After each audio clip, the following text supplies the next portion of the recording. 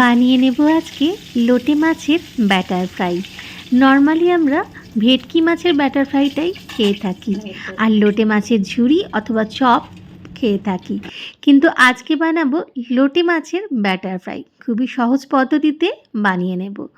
প্রথমে লোটে মাছগুলো খুব ভালো করে ধুয়ে নিয়েছি, তারপর সামান্য নুন, একটু গোলমরিচ গুঁড়ো, আদা রসুনের পেস্ট, কাঁচা লঙ্কার পেস্ট, একটু লেবুর রস দিয়ে ভালো করে মাছেতে মাখিয়ে একটু ম্যারিনেট করে রেখে দেব আধ ঘন্টার জন্য। আধ ঘন্টা মোটামুটি ম্যারিনেট করলেই কিন্তু হয়ে যাবে। খুব ভালো করে মাছগুলোতে আমি কিন্তু সব কিছু মাখিয়ে নিচ্ছি। এরপর যেটা করব, ভাজতে গেলে যে ব্যাটারটা আমার লাগবে সেই ব্যাটারটা বানিয়ে নেব। ব্যাটারটা কিন্তু খুব সাবধানে ধৈর্য ধরে বানাতে হবে। এর জন্য আমি নিচ্ছি হাফ কাপ ময়দা, 1/4 কাপ কর্নফ্লাওয়ার।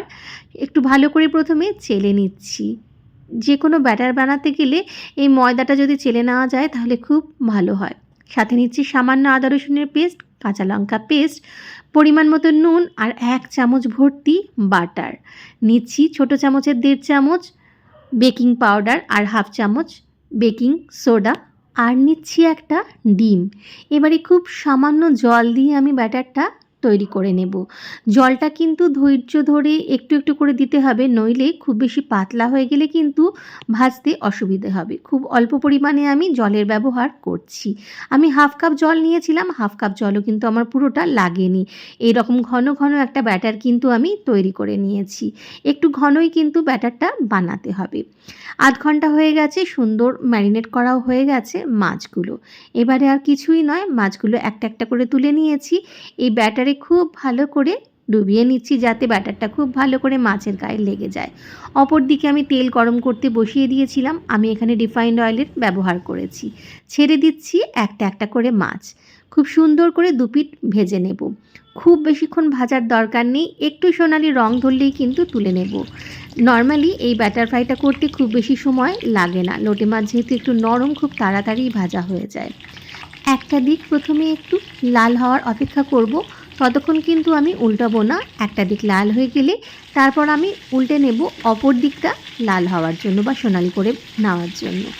একটা দিক হয়ে গেছে, আমি উল্টে নিচ্ছি। এবারে অপর পাশটাও সুন্দর করে যাতে সোনালি হয়ে যায়। দেখুন সুন্দরভাবে কিন্তু একটা দিক হয়ে গেছে। ব্যাস, দুটো পিঠ যদি ভালো করে সোনালি করে ভাজা হয়ে যায় তাহলেই লোটে মাছের ব্যাটার ফ্রাই একদম কিন্তু রেডি হয়ে যাবে। ফ্লেমটা কিন্তু এক্ষেত্রে মিডিয়াম রাখতে হবে, খুব বেশি লো বা হাই একেবারেই করব না।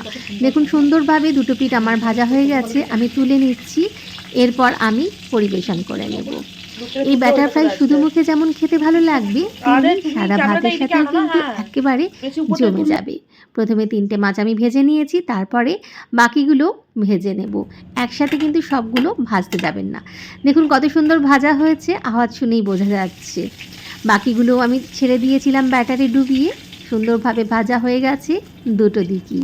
রেডি আমার লোটে মাছের ব্যাটার ফ্রাই। এবার সস দিয়ে খেতে পারেন অথবা গরম ভাতের সাথেও খেতে পারেন। খেতে কিন্তু দুর্দান্ত লাগে।